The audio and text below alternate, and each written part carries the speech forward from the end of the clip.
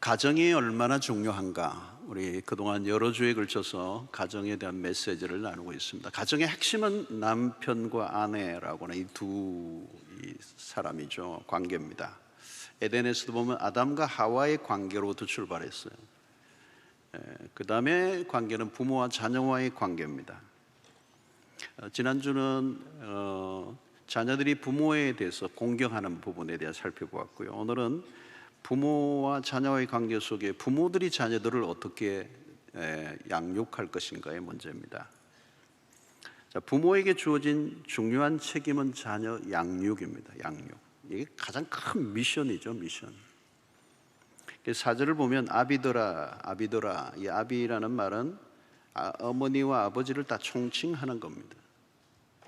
그러나 이 부모 중에도, 아버지와 어머니 중에도 이 아버지에게 더 염두에 둔, 가정에서 아버지의 역할, 리더십이 더 중요하다는 의미가 들어있습니다. 아비더라 할 때 아버지가 더 중요한 위치에 있습니다. 자, 근데 이 부모가, 어찌됐든 부모가 자녀들에게 양육을 하는데, 이 부모가 좋은 영향을 줄 수도 있지만 자칫하면 좋지 않은 영향을 줄 수도 있습니다. 사랑도 주지만 상처도 끼칠 수 있는 게 부모와 자녀의 관계입니다. 그래서 바로 오늘 먼저 이 부정적인 것부터 언급을 해요. 아비들아, 너희 자녀를 노엽게 하지 말고 그랬습니다. 자녀들을 화나게 하지 말라. 자녀들을 열받게 하지 마라, 이 말이에요. 부모들이 자녀들을 적절한 통제를 해야 되죠. 통제를 해야 되죠. 그런데 지나치게 통제하는 것, 방임하는 것도 문제지만 지나치게 통제하는 것도 문제가 되죠. 자녀를 노엽게 하는 일은 생각보다 많습니다. 일방적인 강요, 부모이기 때문에 일방적으로 강요하고 일방적으로 명령하고 통제하려고 하는 거, 이게 다 분노하게 하는 거죠. 권위주의적인 부모 아래에 억압적으로 자라난 자녀들이 생각도 많습니다. 힘이 모자라서 어쩔 수 없지만 안에는 울분이 이제 커가죠. 때로는 신앙을 심어주려고 하는 열심도 좋지만 억압과 강요는 신앙으로부터 더 멀어지게 할 수도 있습니다. 혹시 오늘 부모님에게 억지로 지금 별로 안 좋지만 할 수 없이 따라온 자녀들이 있는지 모르겠어요. 조심스럽게 접근을 해야 되죠. 아이들의 입장을 고려하면서 이렇게 스텝을 가져야 될 필요가 있습니다. 특히 이제 청소년기에는 반발심이 굉장히 강하죠. 너무 강하게 나가면 부모가 아이들도 강하게 나오게 되고, 그러면 결국은 이제 전쟁이 벌어지는 겁니다. 이스라엘과 지금 이 가자 지구에 있는 팔레스타인의 전쟁만 아니고 가정에서도 매일 전쟁이 벌어집니다. 아이의 인격을 무시하고 일방적으로 조종하려고 하면 안 된다는 거죠. 또 어떻게 언제 노여워합니까? 아이들의 잘못에 비해서 너무 지나친 처벌도 분노하게 합니다. 또 아이들에게 훈계를 하지만 설득이 안 된 상태에서의 징계도 마찬가지입니다. 아이는 왜 혼이 나는지 모르고 있는 거예요. 충분히 납득할 만한 설명을 해주지 않는 일방적인 훈육이 노여워하게 하는 거죠. 또 부모의 감정에 따라 아이들을 다루면 안 됩니다. 특히 부부싸움 후에 분풀이를 아이들에게 하는 거, 노엽게 하는 일이죠. 또 분명히 부모가 잘못했음에도 불구하고 용서를 구하지 않을 때 자녀들이 분노합니다. 또 인격적인 모멸감을 줄 때 노여워합니다. 부모가 가진 힘으로 일방적으로 몰아가기보다 이해시키고 설득하는 과정이 필요한데, 그게 없으면 결국은 아이들이 힘들어지는 거죠. 어느 주일날 아침에 느닷없이 난 교회 오늘 안 갈 거야. 무슨 말이죠, 여러분? 내가 교회를 안 나가겠다는 말이기보다는 이제 내가 내 행동에 대해서 내가 결정할 거야, 이런 의사 표현인 거죠. 그때 잘 이제 해야 되는 것입니다. 시키는 대로 해. 말이 많아. 그러면 이제 아이들이 이제 노여워한. 그래서 청소년기가 되면 무조건 끌고 가기보다 바른 결정을 그 아이가 스스로 하도록 부모가 옆에서 도와주는 역할을 이제 해 가야 되는, 부모의 역할이 계속 바뀌게 되는 거죠. 자, 중요한 것은 뭡니까? 오늘 여기 자녀를 노여하게 하지 말라는 이 말의 핵심은 뭐냐면 자녀를 리스펙트, 존중히 여기라는 것입니다. 아무리 어려도 함부로 대하지 말라는 거예요. 애들을 뭐 이렇게 애라고 보면 안 돼요. 완전한 하나의 인격으로 봐야 되는 거예요. 아이는 반쪽 인간이 아닙니다. 완전한 인격을 가지고 있는 존재입니다. 그래서 부모의 말 한마디가 아이의 일생에 영향을 줄 수 있습니다. 특히 아버지의 행동과 말은 어머니보다 더 강력한 영향을 줍니다. 신기한 것은 권위는 아버지로부터 흘러가요. 엄마가 혼을 내는 것과 아빠가 혼을 내는 것은 다릅니다. 아이들이 엄마의 말에는 별로 상처를 안 받아요. 그런데 아빠의 한마디는 굉장히 미사일급이 되는 거죠. 그래서 우리는 아무리 어려도 인격적인 존재로 되어야 합니다. 아이들의 마음은 너무도 부드럽고 약합니다. 굉장히 센시티브합니다. 상처를 받기가 쉽습니다. 그래서 말 한마디 한마디를 조심스럽게 해야 됩니다. 자, 여러분, 그리고 우리 아이들에게 일방적으로 가르치려고 하기보다 아이들의 입장에서 충분히 공감해 주는 거, 이게 매우 중요하죠. 자, 요즘 아이들이 음악을 들으며 공부를 해요. 야, 음악을 들으면서 무슨 공부를 하냐? 근데 아이들은 요즘 음악을 들어야 공부가 돼요. 물론 음악을 들으면 집중력이 떨어지는 건 사실이에요. 그러나 음악을 들으며 공부하는 것이 습관이 되어 있는 겁니다. 그래서 공부하지 않는 것보다 음악을 들으며 공부하는 편이 낫죠. 부모의 편에서는 이해가 안 되는 일들이 많지만 공감해 주는 것, 이게 성육신적 교육 방식이죠. 훈육을 할 때 부모의 감정이 들어가면 안 돼요. 굉장히 이성적이어야 됩니다. 그런데 체벌을 하더라도 합리적인 근거를 가지고 이성적으로 차분하게 접근해야 돼요. 그런데 화가 나면 말과 행동이 거칠어질 수 있습니다. 그래서 노엽게 만들고 그 노여움이 쌓여가면 이제 폭발을 하는 거죠. 자, 부모가 자녀들을 노엽게 하는 것은 교육적으로 좋지 않죠. 좋은 영향보다 좋지 않은 영향을 더 많이 끼칠 수가 있습니다. 자, 오늘 4절에 보면 또 아비들아 너희 자녀를 노엽게 하지 말고 그 다음에 적극적인 말씀을 하죠. 오직 주의 교훈과 훈계로 양육하라 그랬습니다. 여기 양육이라는 단어가 뭐죠? 기르다, 돌보다, 보살펴주다 이런 단어예요. 자녀는 스스로 자라갈 수 없는 존재인 거예요. 부모의 돌봄이 필요한 거죠. 길러주고 모든 것을 돌봐주는, 최소한도 한 약 20년 동안은 엄청난 에너지가 자녀에게 들어갑니다. 그래서 사실 출생보다 더 힘든 건 성장의 과정이죠. 여러분, 식물을 잘 키우는 것도 어렵잖아요. 여러분, 난초를 키우는 분들을 보니까 지극정성이더라고요. 굉장히 고급 난초를 키우는데요, 와, 정성이 보통이 아니에요.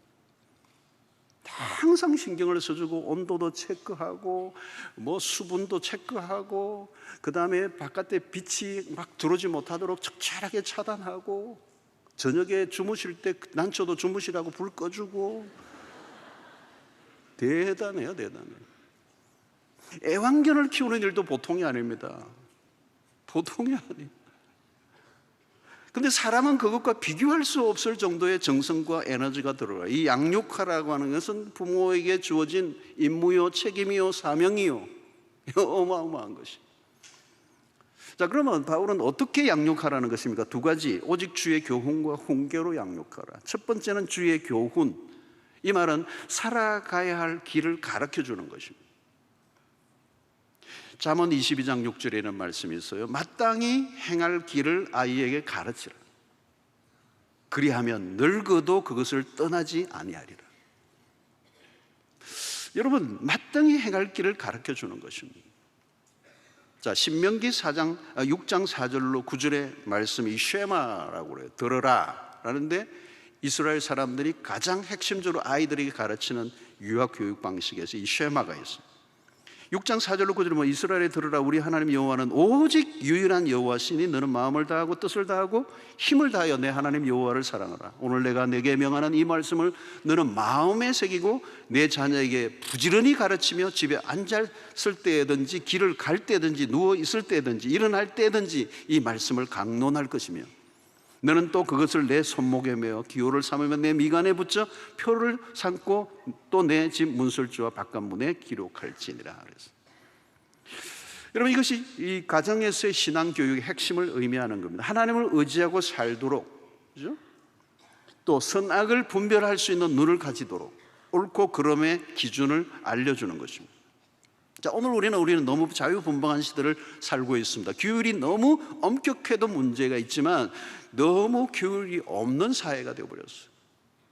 그러니까 아이들이 간섭을 싫어하고 부모도 간섭하려고 하지 않는, 그래서 해야 할 것과 하지 않을 것을 분명히 알려주지 않으면 이것에 주어지는 후유증은 굉장히 크겠죠. 자, 여기 교훈 중에 교훈은 뭘까요? 성경입니다. 성경이 살아갈 절대적 기준이 되도록 하는 일은 부모의 역할이라는 것입니다. 이것은 학교 교육만으로 끝이 나지 않죠.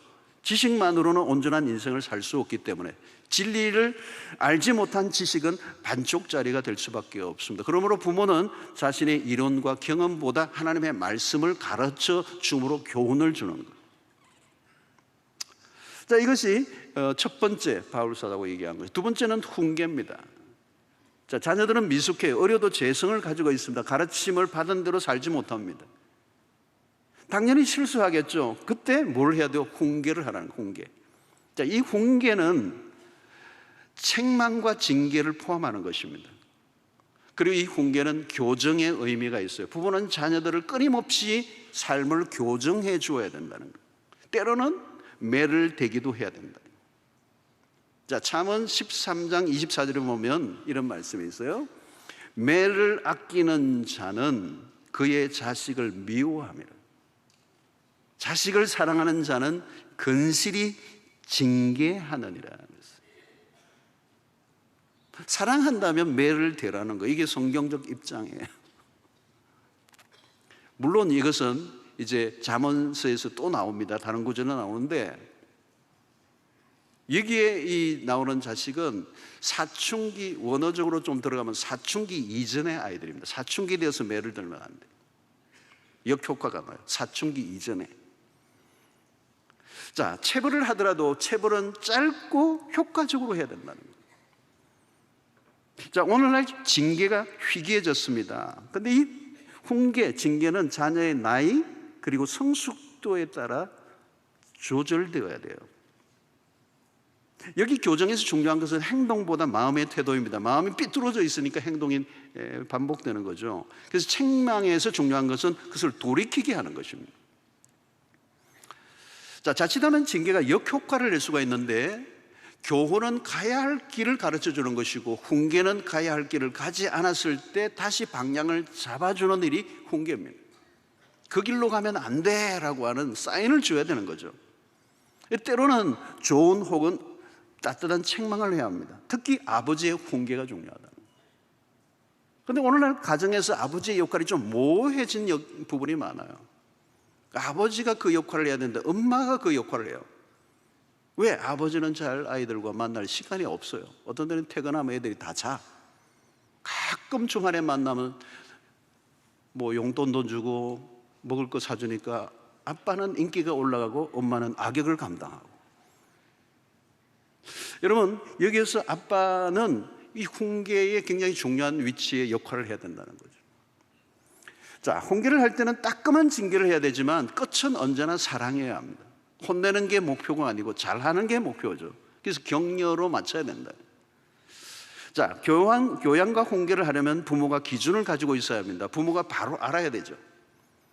저는 최근에 가정에 대한 메시지를 계속 다루다 보니 아마 여러분 어떤 분들은 상황에 따라 다른 어떤 이해를 가지고 좀 더 의문이 생긴 부분들도 있을 거예요. 자, 그렇다면 여러분 어떻게 되죠? 저는 아주 심플한 기본적인 원리만 여러분들에게 말씀을 드렸어요. 자, 이 디테일한 것은 어디에서 우리가 커버를 해야 되느냐? 우리 교회 안에 가정에 관련된 다양하고 좋은 프로그램들이 많아요. 가정행복학교가 있고요, 젊은 부부학교가 있고요, 결혼 예비학교가 있고요, 또 자녀들을 위한 말씀기도라고 하는 MIP가 있고요. 너무 많아요. 부모가 이런 프로그램 안에 들어가셔서 알고 가르치고 교훈하고 훈계하는 것이 굉장히 필요한 것이죠. 자, 그러면 훈계와 교양의 최종적인 목표는 뭐냐? 하나님의 백성이 되도록 이끄는 것입니다. 세상 부모와 다른 점이죠. 부모는 영적 리더십을 발휘해야 합니다. 세상 속에서 모범적인 시민으로 자라가게 할 뿐만 아니라 하나님의 자녀로 하나님의 나라에 기여하는 백성으로 자라가게 할 사명이 그리스도인 부부들에게 있는 것입니다. 자, 영적인 부모 역할을 놓칠 수 없는 인물인데 여기서 가장 중요한 것은 뭘까요? 신앙의 개성입니다. 자, 그동안 한국교회는 교회 안에서의 제자 훈련을 열심히 한 편이에요. 그러나 가정 안에서의 자녀들에 대한 제자 훈련이 너무 턱없이 부족했습니다.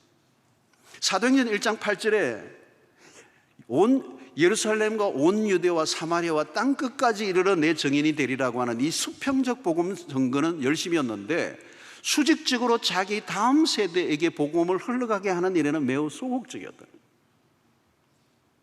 멀리 가서 복음을 전하는 것은 열심이었는데 가까이 있는 자녀들에게 복음을 전하는 이 일이 매우 취약했다는 말이에요. 그러니까 한국교회는 세계 복음화는 모든 교회가 다 외쳐요. 그런데 가정 복음화를 놓친 거예요. 다음 세대를 잃어버렸어요. 여러분, 지금 한국의 청소년 복음화율이 3%예요. 3%. 이게 여러분 20년, 30년 되면 한국교회가 어떻게 되겠어요?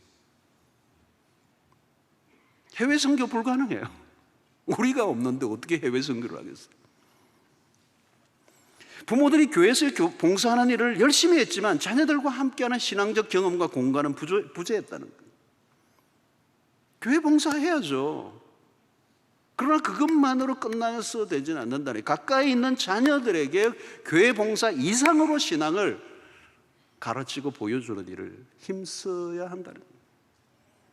자녀들 앞에서 부끄럽지 않은 신앙이 되는 겁니다. 가장 심각한 것은 한국교회에 심각한 것은 신앙교육보다 학교 입시 이 교육이 더 우선된 거예요. 그러니까 학교 교육에 밀려 신앙교육은 뒷전으로 밀려나고 맙니다. 고3이 되면 일단은 후퇴. 일단 대학 가고 보자는 거죠. 근데 대학 가고 난 다음에 nobody know. 그 미래는 아무도 알 수 없어요. 부모의 입에서 하나님보다 공부를 더 강조한 것이죠. 하나님보다 돈과 성공이 더 중요하다고 직접적으로 말은 하지 않았지만 행동으로 보인 거예요. 왜 그렇게 된 것입니까? 결국은 자녀가 우상이 된 것이죠. 자녀에게 하나님 절대 신앙을 심는 일이 실패한 것입니다. 부모들은 자녀들에게 무엇을 물려줄 것인가를 고민합니다. 무엇을 물려주죠? 물려줄 것이 많죠. 그러나 가장 위대한 유산은 영적인 유산입니다. 내가 믿어온 하나님을 우리 자녀들도 믿게 하는 것보다 더 나은 일이 있겠습니까? 믿음의 대를 잇는 것보다 더 좋은 게 있겠습니까? 부모님을 통하여 자녀들이 예수를 알게 되고 예배의 귀중함을 배우고 기도의 중요성을 깨닫는다면 그건 최상입니다.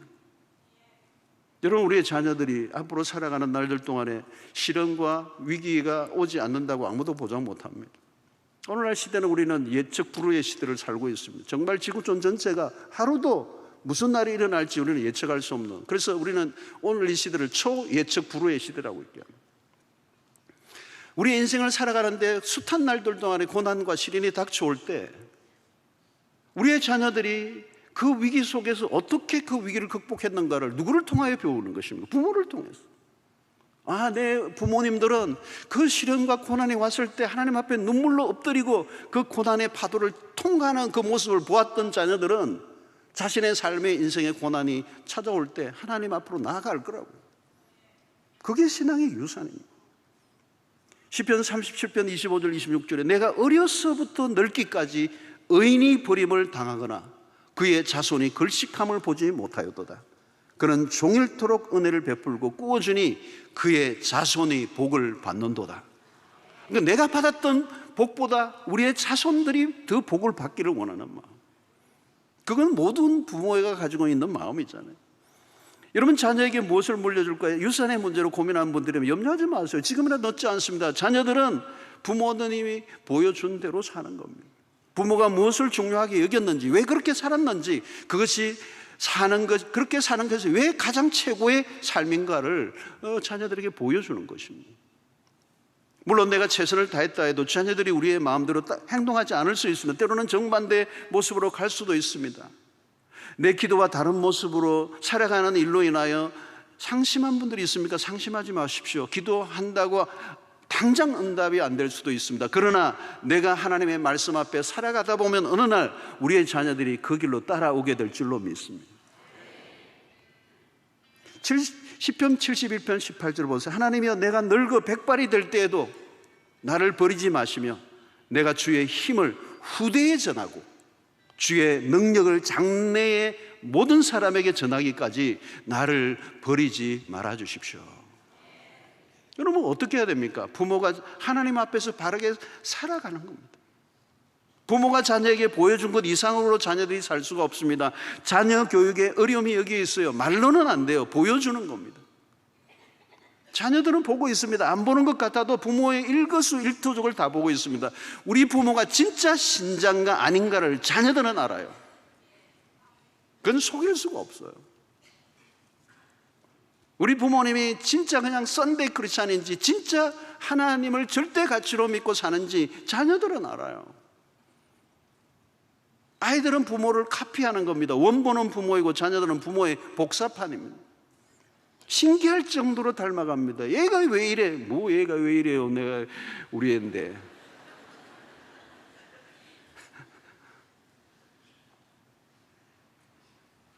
그러니까 여러분, 오늘 자녀 교육에 관한 얘기를 하는데요, 좀 더 초점을 맞추면요, 자녀 교육이 아니에요. 자녀 문제가 아니고 부모의 문제예요.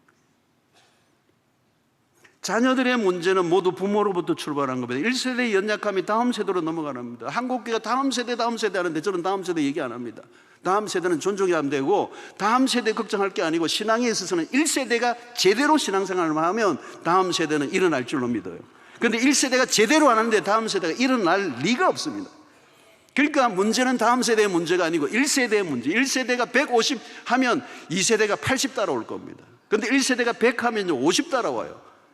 1세대 신앙이 한 80 정도 되면 자녀들은 40 이하예요. 내가 뜨겁지 않은데 자녀들이 뜨거울 리가 있나요? 150도 뜨거워야 80 따라온다니까요. 그런데 내가 100이 안 되는데 자녀가 무슨 재주로 100을 따라옵니까?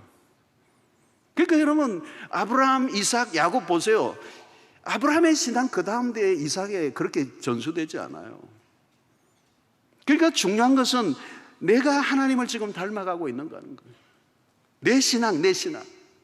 그리고 하나님은 자녀를 통해서 우리 부모의 세대를 훈련시키시는 거예요.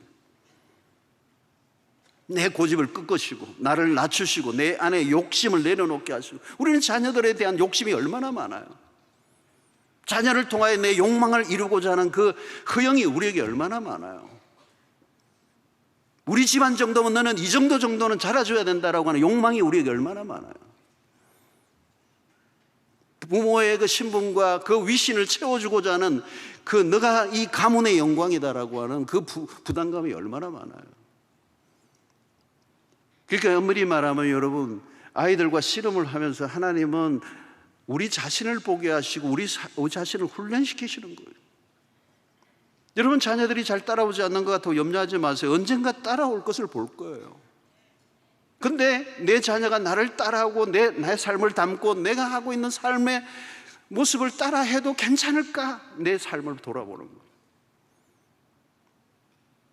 여러분, 부모들이 자녀들 앞에서 가장 치명적인 결함이 하나 있는데 그게 뭐냐면 이중적인 삶의 태도예요.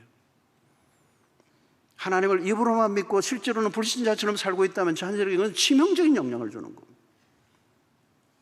부모의 위선적인 신앙. 여러분, 부모가 완전하지 않아요. 우리도 실수합니다. 부족합니다. 때로는 죄도 짓습니다. 그때 솔직해야 돼요. 아빠가 엄마가 부족해서 이렇게 실수를 했다. 근데 그걸 커버하려고 다른 걸로 덮어버리려고 위장하려고 하는, 잘 믿는 척하는 거예요. 믿음이 없는데 잘 믿는 척하는. 그러면 자녀들이 헷갈리는 거예요. 왜 저러면서 교회를 다니지? 저렇게 살면서 왜 예배를 드리지? 하나님 계신 거 맞아? 신앙의 회의를 갖게 되는 거예요. 중요한 결정을 내릴 때 거기에 하나님이 계신가? 자녀들에게 보여주는 거예요. 문제가 생기면 돈으로 해결하려고 하는가? 하나님 앞에 엎드리고 기도하고 해결하려고 하는 거. 그거 다 보여주는 거잖아요. 역할 모델이에요. 롤 모델이죠. 정말 돈보다 하나님이 귀중한가? 그거를 여러분 말로 안 해도 돼요. 그냥 묻어나는 겁니다. 그건 자녀들이 보는 거예요. 아빠, 신앙 뻥이야. 애들 말로. 진짜야. 우리 아빠는 진짜야. 자, 여러분, 우리가 자녀를 위하여 최선을 다해야 됩니다. 그러나 또 하나 우리가 생각해야 될 것은 우리의 힘만으로는 안 된다는 거예요. 자녀 교육 우리 마음대로 안 돼요. 근데 여러분 걱정하지 마세요. 우리의 자녀가 아니에요. 사실은 하나님의 자녀예요. 하나님이 일시적으로 우리에게 맡긴 거예요. 소유권이 자녀들에게, 소유권이 우리에게 있는 게 아니에요. 우리는 그 자녀도 하나님이 우리에게 주신 거예요. 일시적으로 위탁받았단 말이죠. 그러니까 우리의 욕심이 들어가면 안 되고 하나님의 뜻대로 키워야 되죠. 우리의 욕심이 들어가면 여러분 뭐예요? 하나님이 그 자식을 포기하게 하세요. 왜? 우상이니까. 우상은 포기해야지. 그래야 되는 거잖아요. 하나님이 양육해 주셔야 합니다. 여러분, 구약의 요셉을 보세요. 일찍이 부모의 품을 떠났습니다. 산전수전 다 겪습니다. 그 곁에 엄마도 아빠도 안 보입니다. 요셉의 생에. 그런데 애굽의 총리가 됩니다. 그리고 이스라엘 백성들을 태동시키는 데 혁혁한 공을 세운 하나님의 사람이 됩니다. 누가 길렀습니까? 답은 하나입니다. 하나님이 길렀습니다. 사무엘 어린 시절에 그냥 제단에 바쳤습니다. 한나가. 엄마도 거기 없습니다. 하나님이 기르시고 이스라엘이 걸출한 영적 리더가 됩니다. 여러분, 우리가 부모가 자녀들을 양육하는데 한계가 있으면 언제까지 따라다니겠습니까? 얼마나 내가 돌볼 수가 있겠습니까? 하나님이 다루셔야 돼요. 우리는 온전한 부모가 안 됩니다. 우리는 온전한 부모가 아니에요. 실수와 약점과 허물이 많아요. 사랑으로 돌보지만 상처도 많이 줘요. 우리가 책임을 지려고 하면 안 돼요. 여러분, 자녀들로 인하여 스트레스 받고 병이 든 부모들이 굉장히 오늘 많아요. 하나님께 맡기세요. 맡기지 않으면요, 나도 힘들고 자녀들도 힘들어요. 사춘기만 되어도 여러분 닦아가려고 하면 다 도망가요. 최근에 제가 알고 있는 교수님, 신학교 교수님이고 목사님이고 하는데, 아이가 사춘기인데 이게 감당이 안 되는 거예요. 가까이 가려면 그냥 욕을 하고 아빠한테 욕을 하는 거예요. 이 사춘기 아들이. 어느 날 이제 만번하니까 방문을 꽉 닫고 가는데 방문 고리가 떨어져 버렸어. 그게 고리가 떨어진 고장이라는 문이 열려 있을 거 아니에요. 그러니까 막 소리를 지르니까 문 닫아! 그러니까 아빠가 문고기 떨어졌어. 그 아들이 고치고 문 닫고 가! 그러더라고. 지가 떨어뜨려 놓고.